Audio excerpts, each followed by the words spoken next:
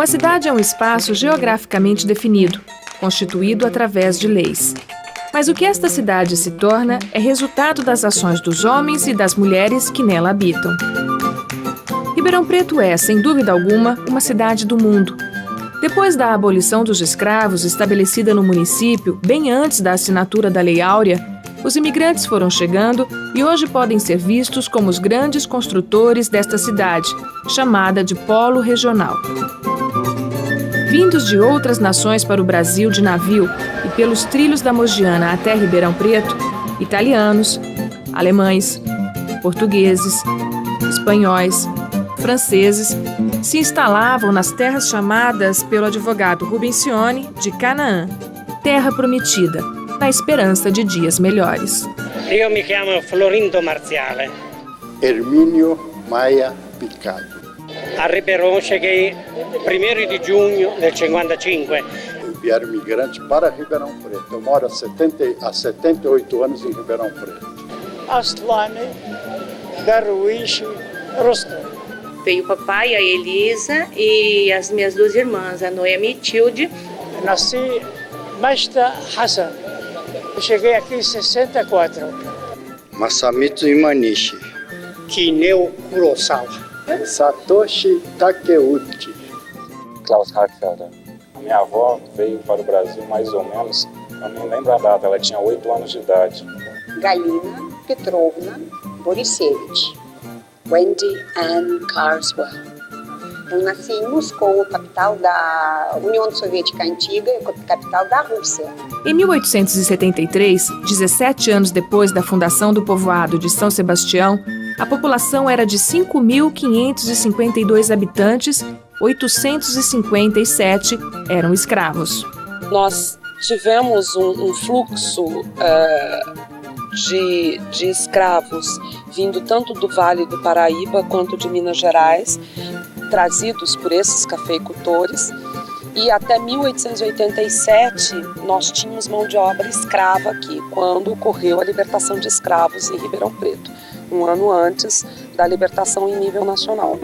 Em 1902, a população apontada pelo recenseamento já era de 52 mil habitantes, dos quais 19 mil eram nascidos no Brasil e 33 mil eram estrangeiros.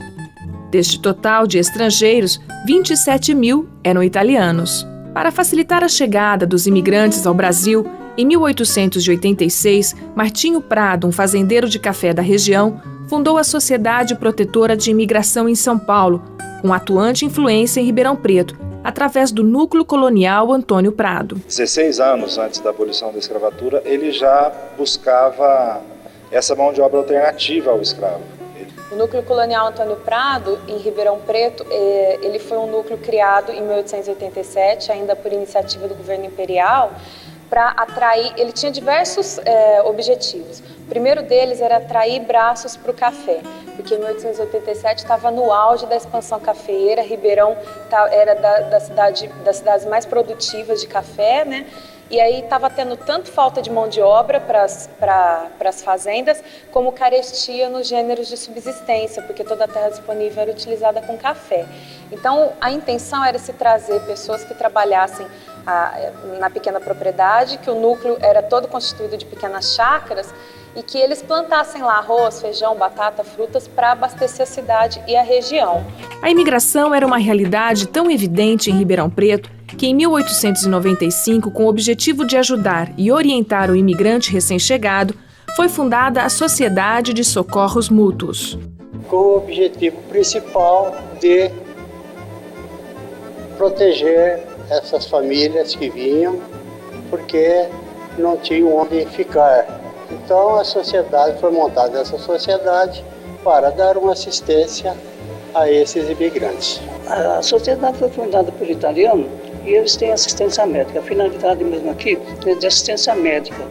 Quando eles vinham para a cidade, eles não tinham muito amparo, não tinham nem onde ficar, então esse era o principal motivo da fundação. Então eles criaram a sociedade para ajudar os imigrantes. A entidade vivenciou a história do mundo. Na época da guerra, por exemplo, para evitar problemas, deixou de chamar Sociedade Operária de Mútuo Socorro e Beneficência Italiana para chamar-se Sociedade de Socorros Mútuos. E mais recentemente, com o objetivo de resgatar a história, a entidade voltou a se identificar como Sociedade Italiana. Os imigrantes trabalharam juntos na reforma da pequena casa, sede da sociedade, e a partir da inauguração, o salão passou a ser usado primeiro para jantares e bailes sociais, depois para festas carnavalescas. Foi na Socorros Mútuos que aconteceram os mais glamurosos concursos de fantasia.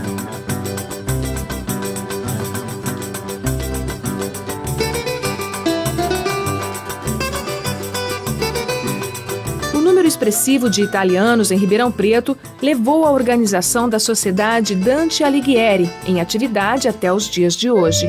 A Dante Alighieri teve a primeira diretoria em 1910, né?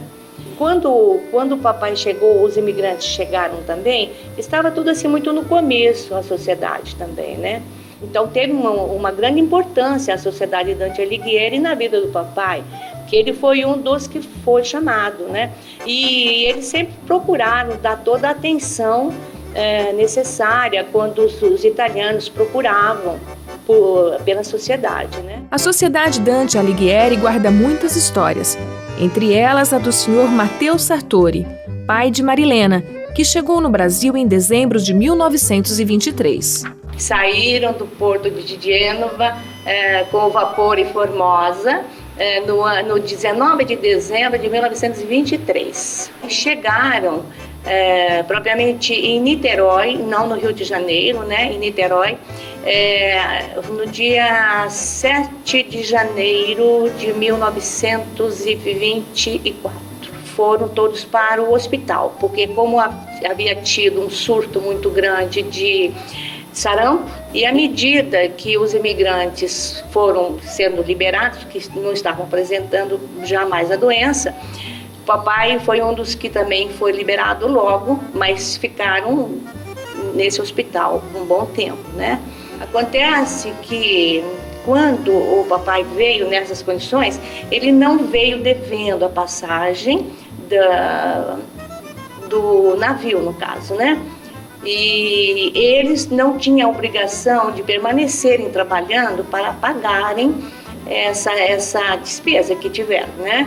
Foi quando eles resolveram sair do Rio de Janeiro e vieram justamente para Ribeirão Preto. E nessa ocasião, eles vieram e foram morar no Barracão. Hoje me parece que é o bairro Ipiranga. E justamente eles se encontraram para morarem numa casa muito pequena, naquelas condições de 1924, né?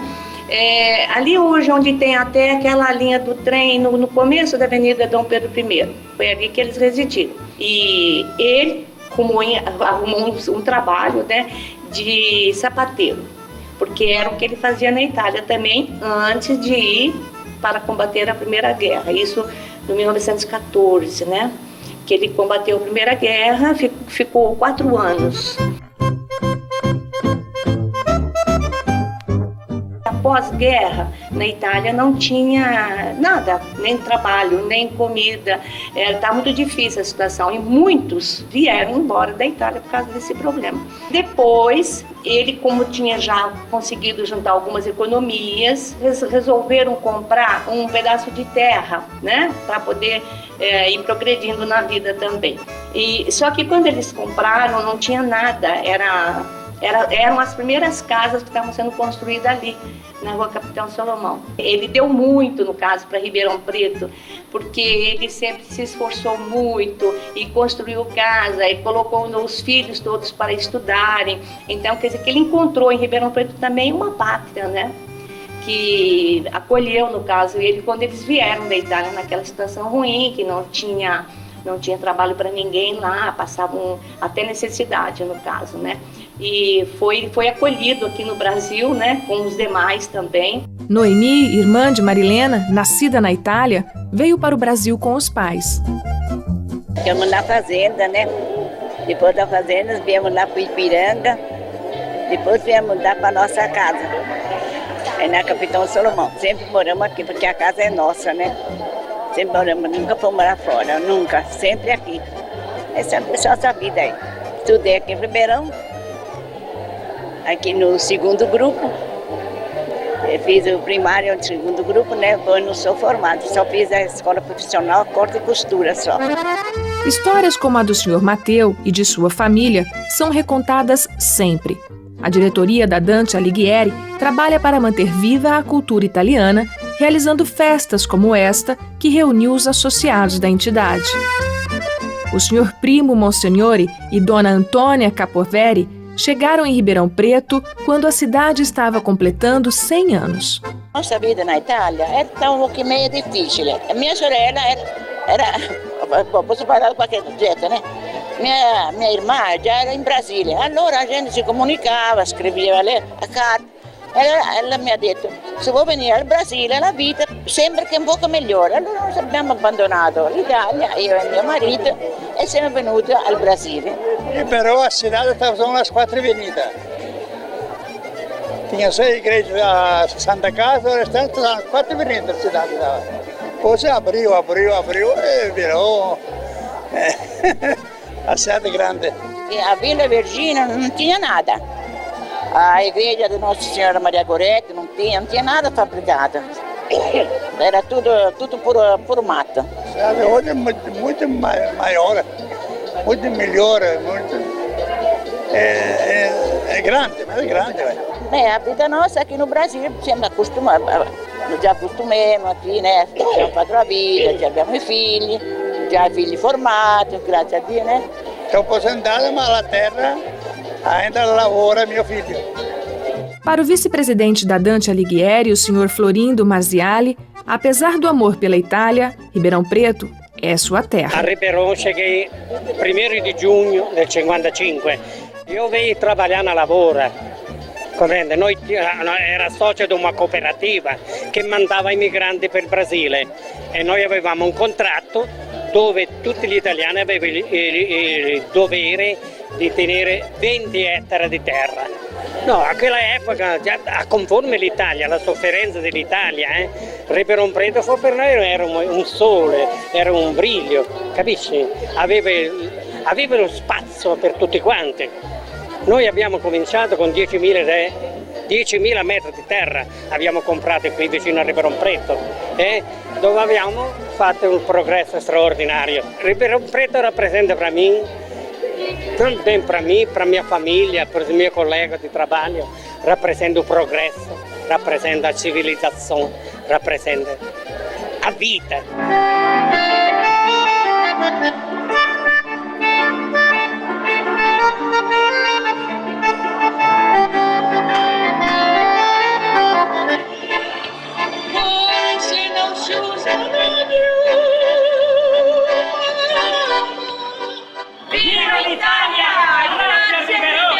Os portugueses também se organizaram para auxiliar os imigrantes.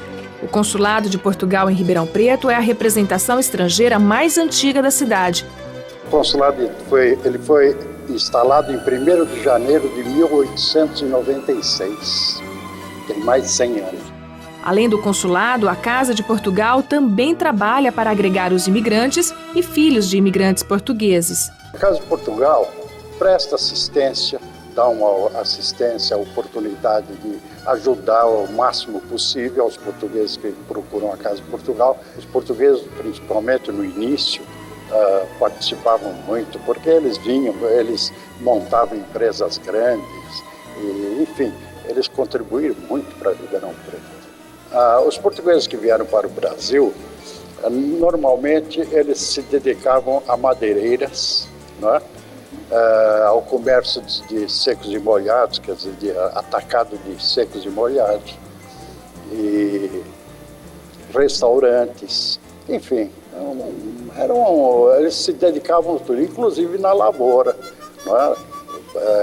Muitos viraram fazendeiros, mexiam muito com arroz. Antônio Lopes Balau era muito amigo, foi presidente da Casa de Portugal há muitos anos, não é? E ele é uma das pessoas que mais movimentava as coisas portuguesas de Ribeirão.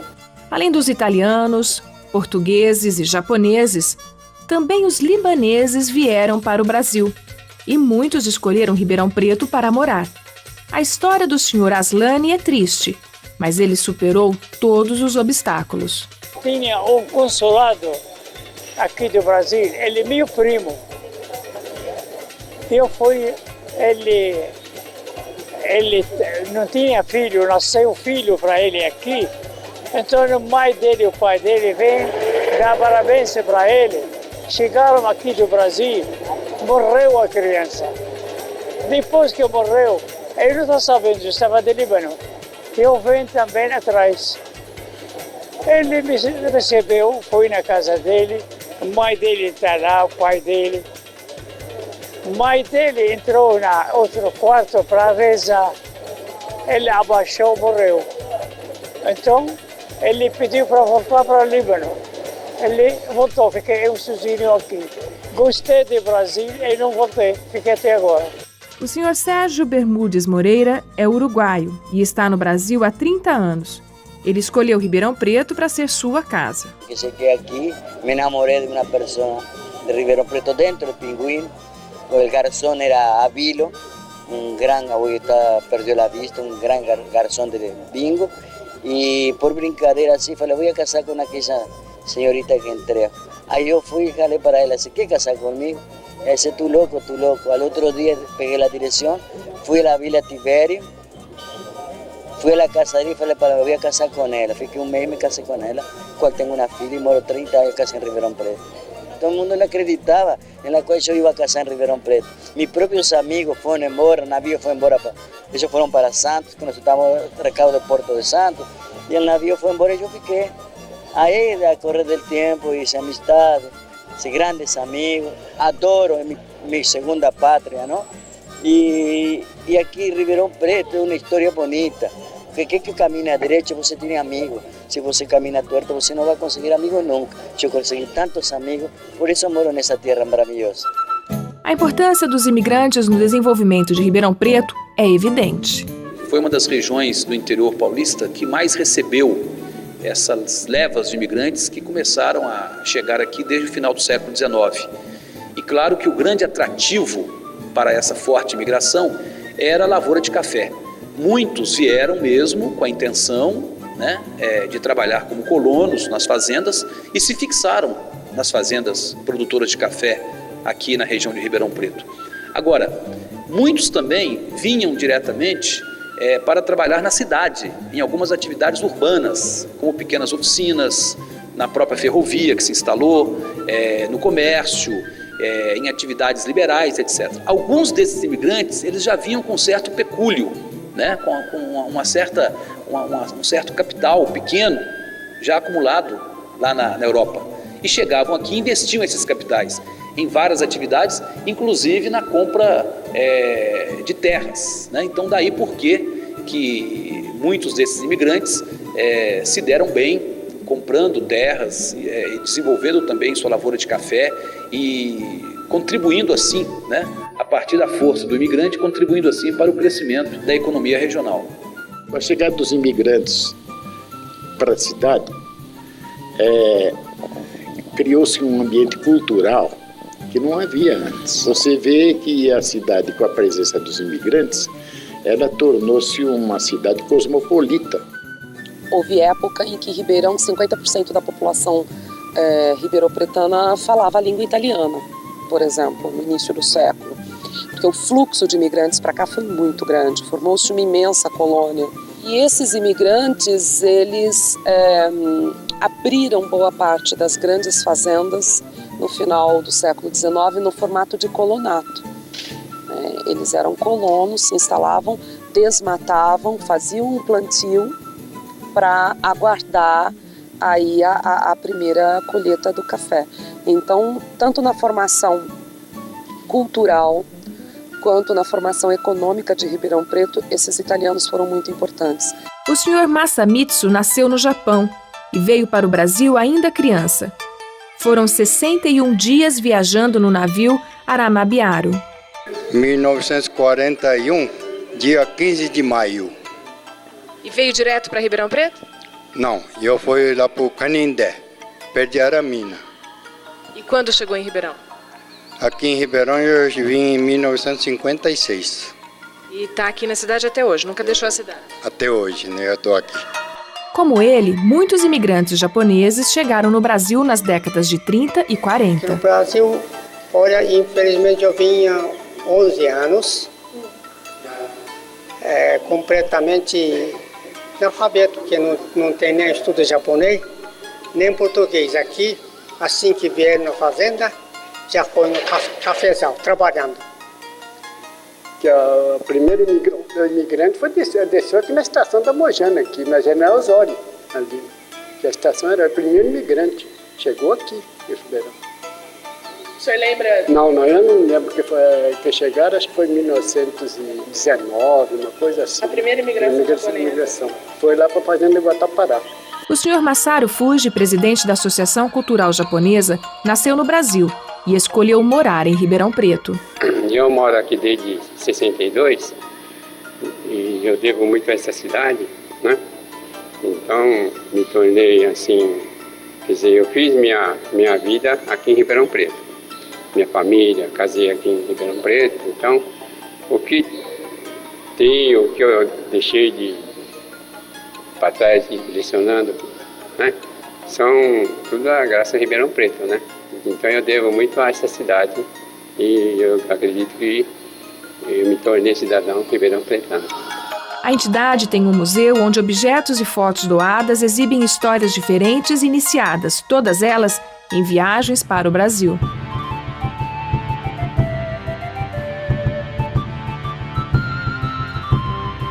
Nesse museu, mais é doação do pessoal que deixou guardado materiais antigos, né? E doaram para que nós montássemos um museu e expor esses materiais que eles guardaram ao longo desses tempos. Para garantir que as novas gerações, os filhos, netos e bisnetos nascidos no Brasil, mantenham-se ligados à cultura japonesa, a associação realiza vários eventos.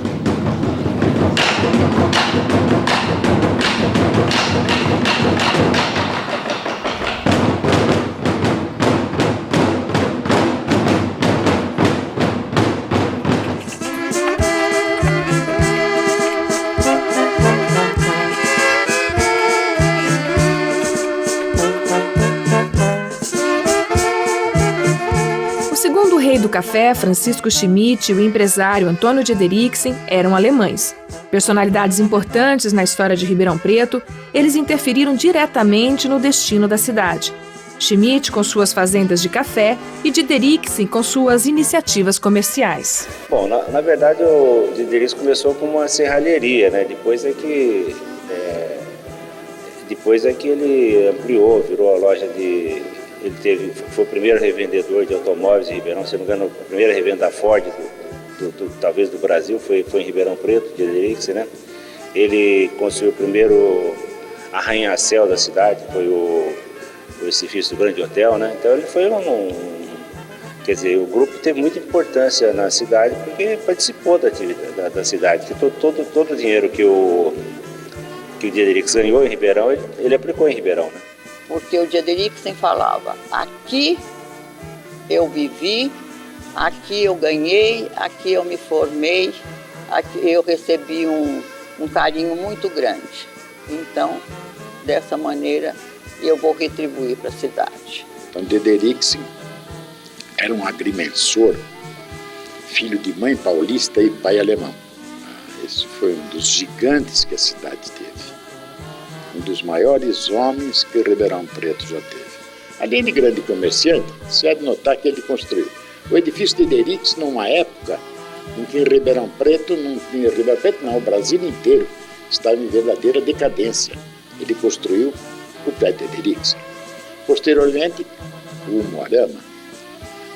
Este homem atuou na mesa da Santa Casa durante tantos anos que isto foi uma maravilha para Ribeirão Preto. Esta busca por Ribeirão Preto como a cidade da prosperidade se deu principalmente graças às propagandas feitas por Luiz Pereira Barreto e por Martinho Prado, que escreveram artigos em jornais e revistas do mundo inteiro. Em 1911, a revista Brasil Magazine publicou que a cidade representava uma miragem sedutora de grandes fortunas, atraindo pela assombrosa uberdade de seu solo milhares de aventureiros e visitantes que, como proprietários e trabalhadores, vieram se instalar nesta nova terra de promissão, duplicando em poucos anos a população do município e o valor de suas grandes propriedades agrícolas.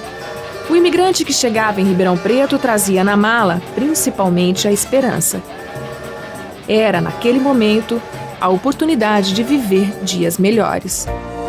Foi um imigrante francês, François Cassolet, que ao chegar a Ribeirão Preto deu à cidade um ar parisiense. O Teatro Eldorado era chamado de Moulin Rouge. Apresentava espetáculos todas as noites com artistas vindos diretamente da França. François de Cassolet foi um francês que saiu de Paris e veio para Ribeirão Preto por volta de 1891. E aqui chegando, ele é um pioneiro das diversões públicas. Ele, a primeira coisa que fez foi um rink de patinação. Após o rink, ele criou o Bijou Theatre. Depois do Bijou Theatre, ele criou o Eldorado. Aí era um cabaré de expressão. Ele construiu também o Politeama. E o Evaristo Silva construiu o Teatro Carlos Gomes, deu a concessão ao François de Cassolet. E ele ficou o detentor de todas as diversões públicas de Ribeirão Preto. E agigantou a cidade. É um dos pioneiros do desenvolvimento local. Porque a gente pensa no Cassolet como uma pessoa que criou as diversões públicas. A gente precisa lembrar que atrás dessas diversões públicas vieram muitos empreendimentos. Para começar, Cassolet, quando chegou em Ribeirão Preto, ele trazia dinheiro, senão ele não podia ter montado o rink de patinação. E, posteriormente, incentivou muito a cidade.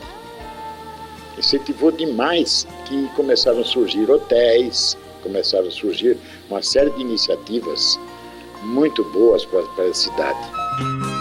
A arquitetura da cidade, principalmente na primeira metade do século passado, também foi influenciada pelos imigrantes. Os imigrantes, eles mudaram completamente a fisionomia de Ribeirão, né? Ribeirão Preto era uma cidade simples, né? Com uma arquitetura muito rudimentar, feita com influência bandeirista, feita por pessoas da região. Ribeirão foi povoada por mineiros, né, ainda. Aí quando os imigrantes chegam, eles mudam tanto a arquitetura, né, que trazem os imigrantes, eles tinham já um modo de construir, mudam. Ribeirão passa a ter uma arquitetura eclética, a gente muda os modos, né? A gente tem bairros em Ribeirão que são bairros imigrantes, como os Campos Elisa, Vila Tivério, que tem características muito fortes do imigrante, principalmente italiano. A imigração generaliza a história de muitos homens e mulheres que deixaram suas terras de origem para tentar a sorte no Brasil. Ressaltar a trajetória destes importantes personagens é conhecer a história de Ribeirão Preto. Vindo de Albano, São Alejandro, na província de Bérgamo, Itália, João Marchesi foi um imigrante que trouxe mais que esperança na mala.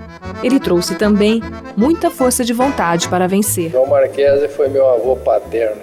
Ele veio para o Brasil com 9 anos de idade, chegou nas proximidades de Ribeirão Preto, mais precisamente do Dumont, em 1902 por aí. Ele, como era criança, mas naquele tempo, com 9 anos, já servia para trabalhar. E trabalhou na implantação da cultura de café até os 16 anos, época em que ele não se conformava com a situação de pobreza, de necessidade, de dificuldades, e foi trabalhar em Sertãozinho, que era uma localidade bem próxima da onde estava a família, trabalhar como carroceiro na olaria do seu Natal Biage. Nessa época ele tinha esses 18 anos no máximo, ela tinha 16 anos por aí, quando se casaram. E a vida dele foi de luta. Corajoso, João Marchesi começou mais de uma vez. uns 40 anos de idade, ele não tinha nada, a não ser uma olaria.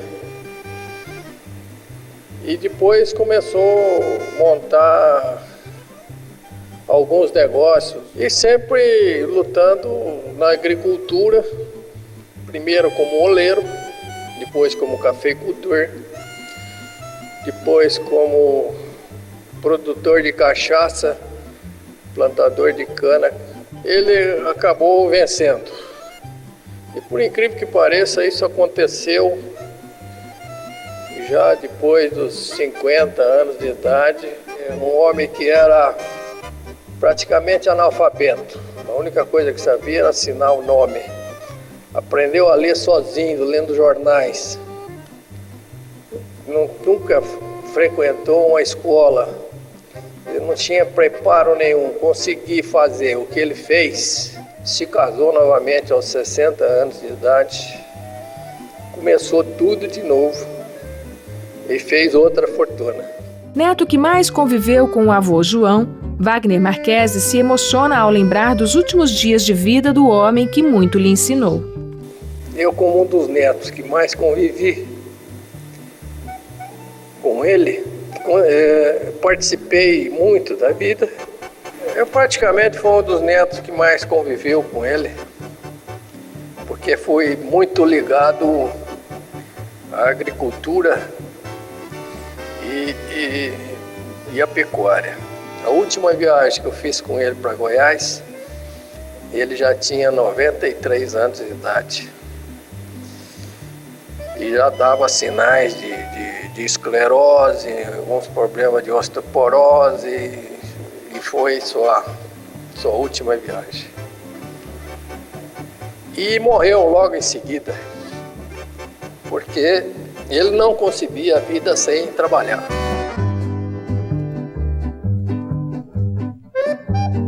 Os Biagi, desde a vinda do Sr. Pedro da Itália para Ribeirão Preto, sempre foram atuantes na história da cidade. Pedro Biagi está na origem de muito do que acontece aqui em Ribeirão Preto. É de uma saga de homens que não se fazem mais. Ele é um tipo de gente que não se faz mais porque hoje a vida está muito fácil. O Pedro Biagi foi grande porque quando ele viveu tudo era difícil e tinha que ser gente especial para fazer a riqueza. O Pedro Biagi está por trás do agronegócio, que é a grande riqueza do Brasil. O Pedro Biagi está por trás da cana, do açúcar e álcool, que são produtos que hoje colocam o Brasil finalmente no mapa do mundo. Pedro Biagi foi contemporâneo do Santos Dumont. E o Brasil, daquilo que presta, que foi feito nesse país para a humanidade, o avião, o álcool e o açúcar, barato, que é a energia do pobre. O Pedro Biagi está por trás da força da iniciativa particular. O tempo foi passando, muitos homens e mulheres, ao se estabelecerem em Ribeirão Preto, deram à cidade a cara do mundo. Até hoje, os imigrantes ainda chegam em Ribeirão Preto em busca de recomeços. Sejam eles italianos, espanhóis, alemães, japoneses, franceses, libaneses. A gastronomia da cidade deixa claro o respeito pelas várias origens que formam a cultura ribeirão-pretana. E tiveram influência geral na alimentação. Então a gente vê que aquele tempo era o tempo da polenta. Eles trouxeram para cá a polenta, né? Depois trouxeram o vinho. Depois esse vinho, que era muito quente aqui, virou chopp.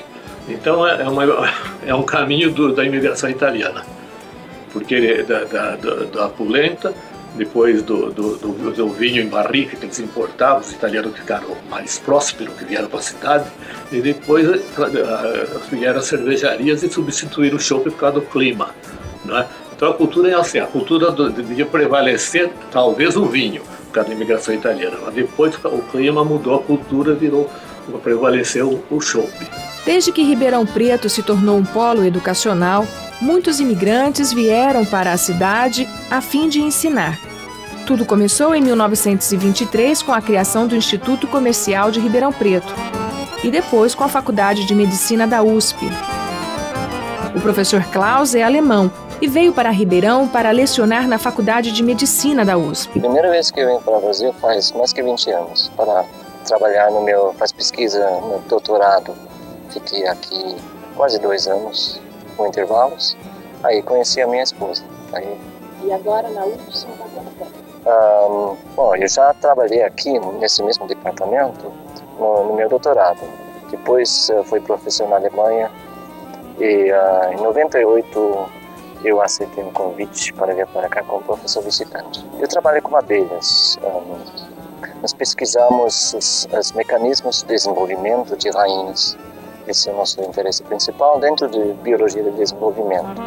Vinda de Londres, Inglaterra, a professora Wendy veio primeiro para São Paulo e depois para Ribeirão Preto e dá aula nas faculdades Barão de Mauá. Eu conheci Maristê Bueno, tenista brasileira, aliás, a melhor tenista mundial feminina. Eu conheci ela em Londres, ela falou sobre São Paulo, eu fiquei curiosa, estava aprendendo na escola sobre geografia do Brasil. Eu resolvi que quando me formava que eu viria para cá para passear um pouco. Aí eu cheguei até aqui e fiquei. Eu não troco Ribeirão nem para voltar para Londres. Cheguei aqui sozinha, mas depois que meu pai faleceu, mamãe resolveu vir para o Brasil e morar comigo. Então ela está aqui comigo, tem 93 anos. Apesar de viver no Brasil já há algum tempo, o sotaque da professora Galina, professora nas faculdades Koch, ainda deixa claro sua procedência. Eu veio com meu marido, na verdade foi o meu marido que foi convidado para fazer pesquisa na USP em São Carlos. Quando a gente chegou, eu consegui também uma bolsa de FAPESP para fazer pesquisa e a gente começou a pesquisa juntos. Meu marido prestou o concurso aqui em Ribeirão Preto, na USP. Conseguiu esse concurso e a gente mudou para Ribeirão Preto. Então faz 7 anos a gente já está em Ribeirão Preto. Já conheço várias cidades no Brasil. Não gosto, eu sou de uma cidade grande da Rússia, enorme, maior cidade da Rússia, mas eu não gosto das cidades grandes. Eu acho que o Ribeirão Preto é uma das cidades que tem todas as vantagens de uma cidade grande. E de outro lado, por enquanto, possui as características de uma cidade pequena, mais tranquila e mais gostoso para viver, trabalhar e praticar. No cenário artístico, a música e a pintura também revelam ser a cidade um pedacinho do mundo. As primeiras manifestações musicais contaram com a participação dos italianos. Mas foi um alemão, nascido em Nuremberg, quem mais interferiu na música ribeirão-pretana. Primeiro através da rádio PRA7 e depois com a criação da Orquestra Sinfônica de Ribeirão Preto. Max Barth foi jardineiro da prefeitura, gerente da cervejaria Antártica, mas sua maior referência é a de presidente e fundador da Orquestra Sinfônica.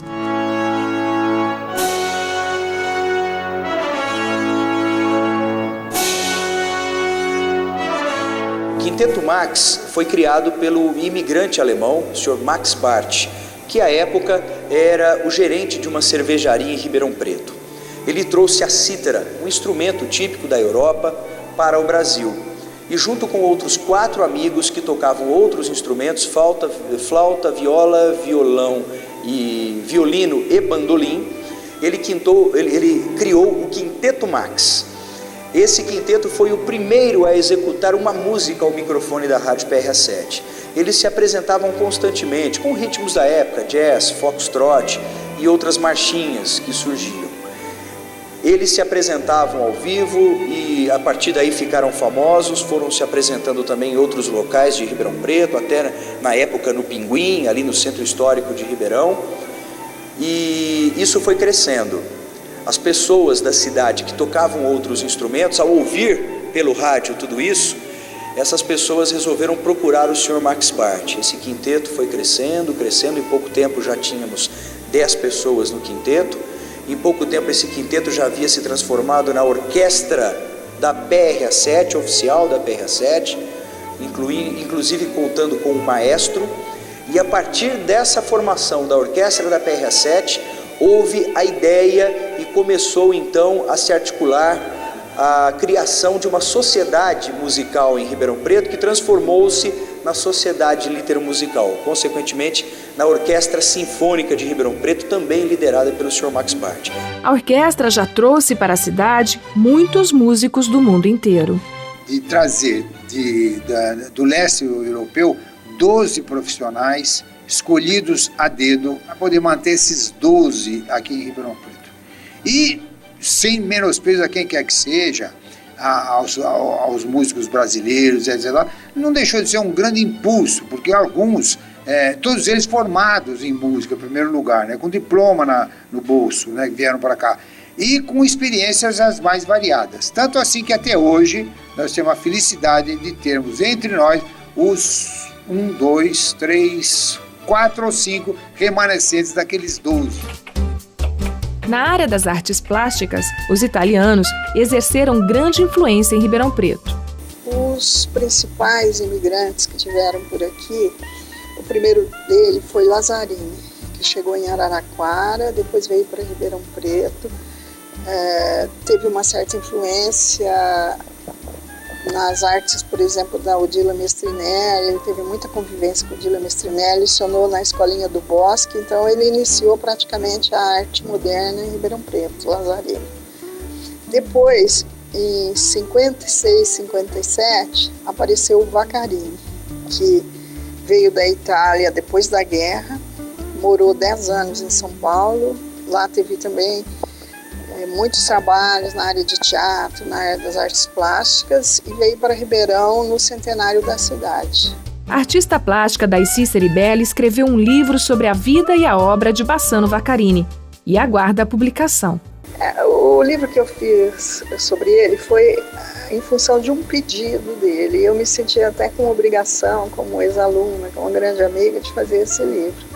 Ele sempre me pedia que fizesse um livro e que quisesse ele queria que o livro dele tivesse alguém profissional, porque às vezes aparecia jornalista, apareciam pessoas, vou escrever um livro sobre o senhor, historiadores e tal, e ele sempre me dizia, olha, Daisy, eu quero que você entre no livro para fazer a parte técnica de arte, dado que eu tenho formação de artes plásticas e doutorado em artes plásticas. Então ele queria um profissional e me queria também como amiga e sabia que eu conhecia, né? Por fim, tem até umas coisas interessantes, ele foi perdendo a memória no fim. Então o pessoal ia entrevistá-lo e ele fala assim, pergunta para Daisy. Até coisas, perguntas simples assim, onde eu nasci, onde eu estudei, ele falava, os jornalistas achavam engraçado. Não foi por motivo unicamente estético que o artista Bassano Vaccarini escolheu o cimento como matéria-prima de suas obras. Vocês sabem que o cimento foi muito usado na União Soviética para fazer esculturas baratas, esculturas públicas, porque uma escultura de mármore é uma coisa muito cara, de bronze nem se fala, né? E ele gostava de fazer grandes esculturas. Então ele se empolgou e começou a desenvolver a técnica de cimento com ferro, desenvolver um tipo de escultura em cimento, que foi o que se espalhou aqui no Parque Maurílio Biagi, que tem nos jardins de Altinópolis. E ele conseguiu grandes efeitos com essas esculturas. E grandes esculturas a um custo barato, porque o Vaccarini sempre gostava. Até em uma das entrevistas que ele falou para mim, ele me disse, olha, eu gosto de mostrar minha obra para o povo.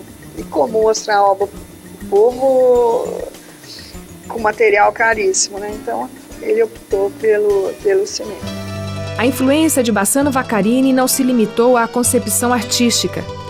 Ele é o responsável por algumas conquistas na área da política cultural da cidade. Foi bastante influente, porque ele viveu aqui muitos anos e ele era um homem dinâmico. Então, quando ele chegou, fundou uma escola, fazia conferências, fazia exposições. Ele estava sempre disposto a se juntar com outras pessoas e fazer alguma coisa no campo das artes. Ele era muito dinâmico.